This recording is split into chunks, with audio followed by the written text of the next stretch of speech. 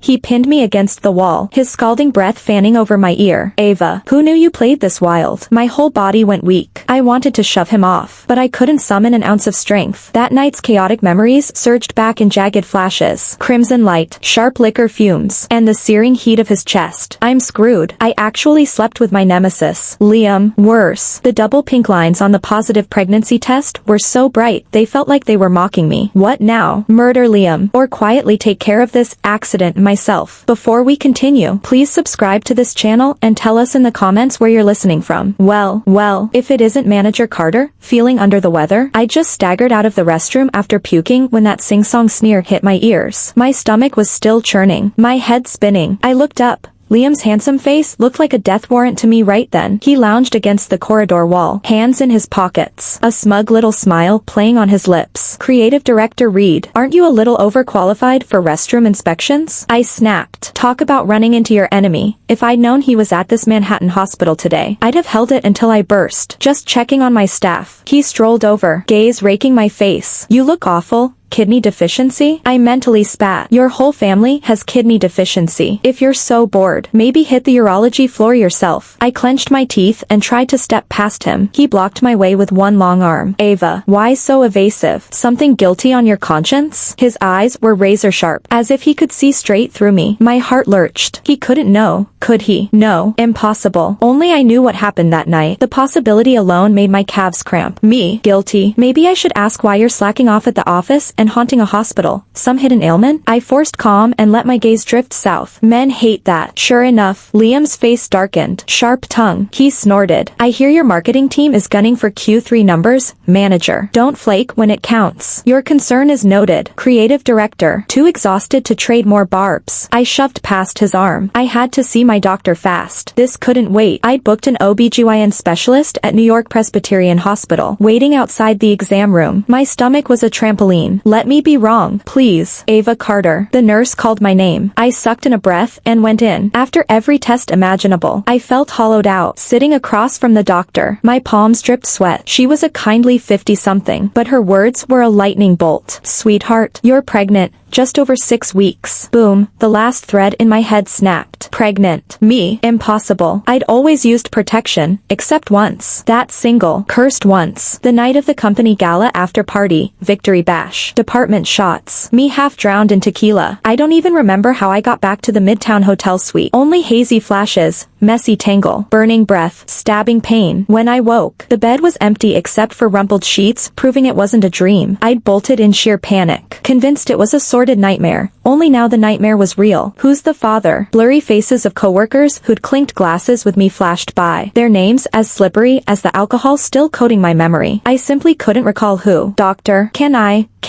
My voice shook. Thinking about a termination procedure, right? She sighed. You young people these days. She didn't lecture, just handed me forms. Get blood work first, check progesterone and HCG levels, then we'll do an ultrasound scan to locate the sac. I drifted out like a ghost. Needle jabs, probes, each test another stab to the heart. In the dim scan room, the cold transducer glided over my belly. I turned away from the monitor. Intrauterine sac. Size normal, fetal heartbeat detected, the resident said cheerfully. A heartbeat, yet my own heart felt clamped in a vice. Each throb agony. I cannot keep this child. Absolutely cannot. Even if I knew the father, I couldn't afford it. Freshly promoted manager. $3. $800 monthly rent for my Brooklyn studio. Living expenses. Tyler's college bills in Ohio already crushing me. Add a baby and my life is landfill. I crushed the ultrasound scan in my fist. Nails carving half moons into my palm. Decide. Fast. The earlier the termination procedure, the gentler the damage. I checked prices. Cheapest dilation. Curettage around 2 or 3 grand. A good painless option plus aftercare runs 5 or 6. I combed PayPal, Venmo, my savings app, then my Chase bank balance. Total, under $1,000. Payday's still weeks away. And after rent and utilities, zip will be left. Money.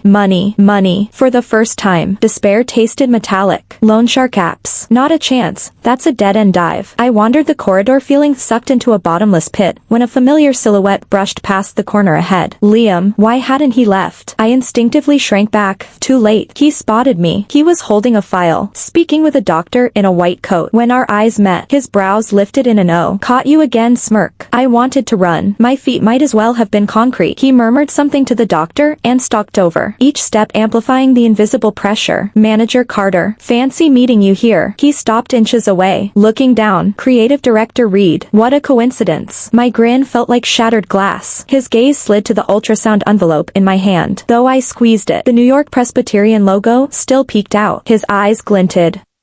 Manager celebrating. Good news? My scalp prickled with cold sweat. You flatter me. Creative director. Just a routine checkup. Even I didn't buy that lie. Routine. All the way to the OBGYN wing for an ultrasound? His smirk widened. Ava, you think I'm stupid? Liam, this is private. None of your business. I fought to keep my voice steady. Private? He chuckled. Pray your privacy he doesn't splash onto Vance Corp. Or, he left the threat unfinished. Dangling like a razor. Bastard. I itched to claw that smug smile off his face. But right now, I had zero leverage. Relax. Even if I'm in trouble, it won't touch the company. I ground the words out. Let's hope. He turned on his heel and strode off, watching his back. I exhaled, then felt twice as aggrieved. Why him? Every single time I hit rock bottom, did I dig up his ancestors' graves in a past life? Enough. Scrape up the surgery fee, now. I speed-dialed Jade. She knew my finances inside out. Jade. Emergency, need to borrow money. How much? Which designer bag are you eyeing now? She teased. Not a bag. Hit a snag. The words tangled. Shame thick as tar. Accident. What accident? Don't scare me. Jade's voice went instantly tight. I sniffled and gave her the rough outline, conveniently leaving out the possible father. Holy hell, Ava. You've got some nerve. Jade blurted after a long, stunned silence. I managed a bitter smile. This isn't the time for jokes. I need cash for the termination, about 5 or 6 grand. 5 or 6 grand. I'm strapped too. Just paid rent and signed up for a personal trainer package. I can scrape together 2,000 tops. 2 grand works. Thanks, Jade. Something beats nothing. When the call ended, I was still 3 or 4,000 short. Where could I find that? I ran through every name in my head. Everyone I could hit up had already helped. Mom and Dad were out of the question. If they found out, they'd kill me. Was I really going to? A crazy idea flashed through my mind. Track down the baby's daddy, but I didn't even know who he was. Even if a miracle of miracles, I figured it out. Would he admit it? Would he cough up a cent? More likely another slap to my pride. The more I thought, the more hopeless it felt. I sat on a hospital bench, tears rolling down before I could stop them. No, Ava. No crying. Tears fix nothing. I wiped my face and stood up. Where there's a road, there's a way. I'd grab the 2 grand Jade wired me first, then figure out the rest. I'd barely stepped out the main doors when my phone rang. Unknown number. I hesitated, then picked up. Hello, is this Ava Carter? A polite male voice asked. Speaking. Who's calling? This is Chase Bank's credit card center. Your statement for the card ending in XXXX is ready. Balance due, $8,321.50. The due date, 8 grand. My head buzzed. Then I remembered. Last month I'd maxed out the card for that massage chair Mom swore would cure her back. When it rains, it pours. Great. Now I couldn't even afford next month's rent. Forget the surgery. Was the universe really trying to erase me? I shuffled back to my Brooklyn studio like a zombie. The place, barely 300 square feet, felt suffocating. I collapsed on the bed and stared at the ceiling while my mind turned into mush. Credit card bill, surgery fee, and that mystery embryo. Each felt like a mountain parked on my chest. No way. I won't just sit here. I bolted upright, opened my laptop, and started combing job boards. Click farming. Scam. Typing gigs. Scam. Camgirl streams. With my face. I'd be reported before the first tip rolled in. After an hour. 0 legit leads. I bounced between sketchy loan apps. The interest rates were terrifying. If I defaulted. The collection horror stories I didn't even want to imagine. Was I honestly considering selling my body? The thought made me flinch. Ava, have you sunk that low? I slapped myself hard. Get a grip. Right then my phone rang again. Same unknown number. Debt collectors. I hung up, blocked it. Pure denial. They'd find other ways to hound me. I hugged my knees in the corner of the bed, drowning in helpless dread. Night deepened, but sleep was a stranger. I tossed and turned, one word circling my skull, money. Next morning, sporting panda eyes, I dragged myself to Vance Corp's Midtown office. The moment I reached my cubicle, Liam stepped out of his glass-walled creative director office. Tailored charcoal suit, every hair in place, radiating victory. The total opposite of my train wreck look. His gaze flicked over me, a flicker of curiosity he couldn't quite hide. I dropped my eyes, pretending not to notice. Naturally, he parked himself in front of my desk. Manager Carter, did yesterday's physical results come in? What terminal illness are we looking at? He just had to go there. I swallowed my rage, lifted my head, and flashed a plastic smile. Thanks for caring, creative director. I'm fit as a fiddle, able to eat, sleep, and kick rabid dogs. I bit off the last 3 words. Liam's brow arched. Instead of anger, he grinned. Oh, planning a mutiny against your superior? Wouldn't dream of it. I lowered my lashes. When you're under someone's roof, you bow. In my current state, ticking him off could get me canned, and then I'd really have nowhere to cry. Humph. He snorted and sauntered away. I glared at his retreating back, grinding my teeth. One day I'll make you kneel and call me boss. Yeah. Pure fantasy. All morning I brainstormed cash sources. Jade's $2,000 had landed, but the gap was still Grand Canyon wide. I even contemplated selling Mom's precious massage chair, then imagined her flying in from Ohio to break my legs and dropped the idea. At lunch I picked at a few limp lettuce leaves. My phone buzzed, figuring it was another collector. I almost swiped it off. A glimpse showed Mom calling. My stomach lurched. Hey, Mom. I fought to sound normal. Ava, you'd better send Tyler's living expense money next month. Don't forget. Mom's voice boomed through the speaker. Tyler, my freshman brother, needed $1,500 like clockwork. Got it, Mom. I'll wire it in a couple days. I answered on autopilot. Also, your cousin on Uncle Mike's side is getting married next month. Come home to Ohio and bring a proper wedding cash gift. My scalp prickled. Again, every distant relative's life event vacuumed money out of my purse. With my salary, I was basically working to fund their happiness. Mom, work's crazy. I probably can't swing the trip. I braced myself. Busy,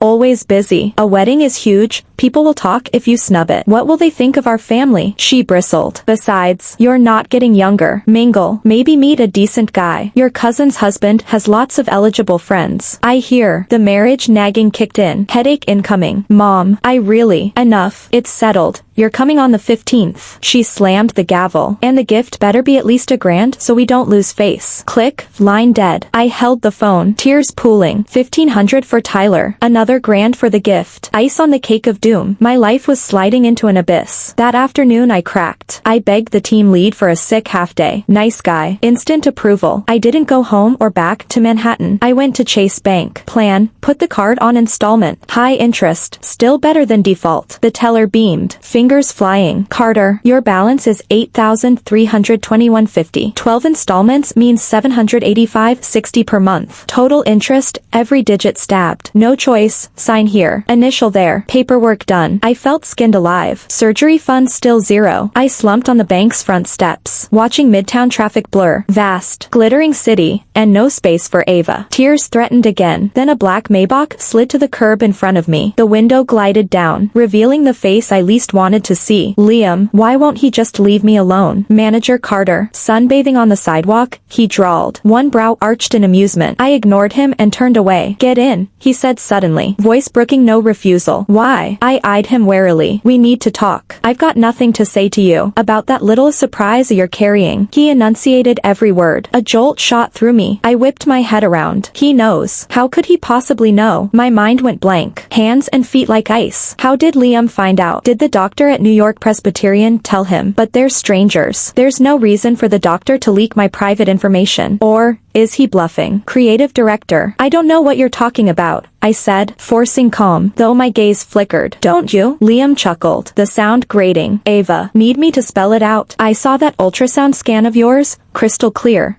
I sputtered, furious he'd snooped on my things. Wait, the paper had been in my hand? How could he have seen it? Unless, his eyesight's 20 out of 10. Were you following me? I blurted. Following you? He laughed as if I'd told a cosmic joke. Ava, you overestimate yourself. I merely happened to pass by. Happened, again. There's no such thing as that many coincidences. Get in. This isn't the place. He repeated the order. I hesitated. Climbing into his car is like marching into a lion's den. But if I refuse, will he broadcast the news at Vance Corp? With his love of chaos, he absolutely would. Then I'd lose my job and my reputation in one stroke. Why should I trust you? I bit my lip. Because right now I'm the only lifeline you've got. His eyes were deep, certain. Lifeline. Him. Sounds more like the final straw to me. Still, at the moment I don't seem to have another choice. I drew drew a long breath, yanked the door open, and slid inside. The cabin was spacious. The leather seats breathed a faint scent of hide, and a trace of the same crisp, invasive cologne that clings to Liam. Cool, sharp, impossible to ignore. Where are we going? I fought to keep the tension out of my voice. You'll see. He started the engine, and the Maybach merged smoothly into traffic. Not a word the whole way. The silence pressed on my lungs. I studied him on the sly. He kept his eyes on the road. Profile chiseled, jaw tight. This man who rules Vance Corp's 30th floor, who faces down every boardroom battle, actually has layers no one notices. What is he plotting? 20 minutes later the car stopped in front of an upscale private club in Upper East Side. Out. He unbuckled first. I followed him inside. The decor was low-key luxury. Uniformed staff greeted us with perfect poise. Liam obviously frequents the place. The manager came out personally, ushered us to a secluded booth. Mr. Reed, please make yourself comfortable. Tea and pastries will be right in, the manager murmured, then withdrew. Only the two of us remained. He settled onto the sofa with maddening ease and motioned for me to sit. I perched on the single chair farthest from him. All right, what do you want? I cut to the chase. Ava, whose baby is it? He countered with a razor-sharp question. My heart lurched. Here it comes, he's finally asked. Creative director. That's none of your business, I muttered, lowering my lashes to hide the panic. None of my business? He gave a cold laugh. If memory serves, 6 weeks ago, at the Vance Corp Gala after party, Manager Carter was spectacularly drunk, dead to the world. I jerked my head up, horrified. What is he implying? Could it be? A terrifying thought crystallized. No way. It can't be him. We're mortal enemies. He needles me at every turn, itching to trample me under his Berluti shoes. How could we have? Ava, want me to refresh your memory? His tone was playful, yet edged with nerves. That night, you threw up all over me. My cheeks burned. I wanted to vanish into the carpet. Yes, that happened. I was wasted, dizzy, bumped into someone, and then, after that, you hugged my arm and refused to let go. Swore I was your long lost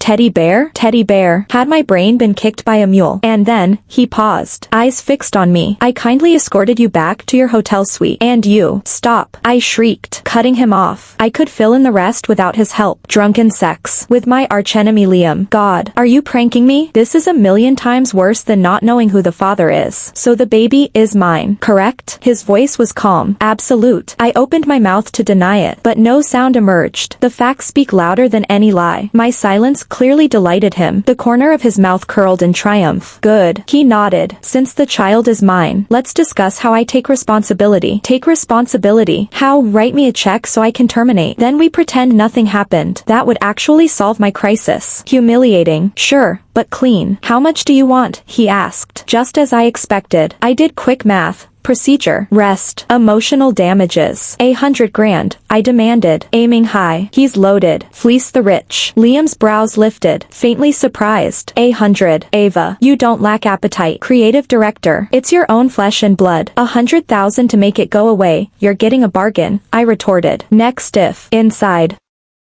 I panicked. What if he balks and pays 0? He pondered, then spoke slowly. I'll pay, but there's a condition. What condition? My guard shot up. Every instinct screamed that his condition would be brutal. Marry me. The words left his lips lightly, for simple syllables that detonated like a bomb in my ears. Marry him. Marry Liam. I thought my hearing had failed. What did you say? I stammered. I said, marry me. He repeated patiently. We give the baby a real family when it's born. I stared as if he'd grown a second head. Has he lost his mind? We're sworn enemies, the kind who daily dream of throttling each other, and now he proposes marriage, and wants me to keep the baby. That's less likely than sunrise in the west. Liam, are you running a fever? I instinctively reached to feel his forehead. He caught my wrist in an iron grip. I'm crystal clear. His gaze bored into me. Ava, this is the best solution, for both of us, and for the child. Best solution. It sounds like the worst. I refuse. I jerked free, rejecting him flat out. Forget it. I'd sooner die than marry Liam. You don't get to say no, Liam said, voice hard, unless you want the entire company to know you're pregnant with my child before the wedding invitations even go out. You wouldn't dare. I glared at him. Dirty, shameless bastard, using this against me. Watch me, he drawled, a wicked smirk tugging at his mouth. Ava, my patience has limits. 3 days. Either you walk into New York City Hall with me, or you watch your name get dragged through every glass-walled office in Midtown. He stood, tugged the hem of his suit jacket straight. I'll have the bill settled. Find your own way home. Then he strode out without a backward glance. I was alone in the private dining room, shaking so hard the chopsticks rattled. Scumbag. Asshole. Piece of garbage. I cursed his ancestors through 18 generations inside my head. But when the swearing ran dry, the cold facts were still waiting. Liam's threat was no bluff. With his reach inside Vance Corp, ruining me would be child's play. I'd lose my job, my reputation, my foothold in this city, and there was a baby growing inside me. If I stubbornly scheduled a termination,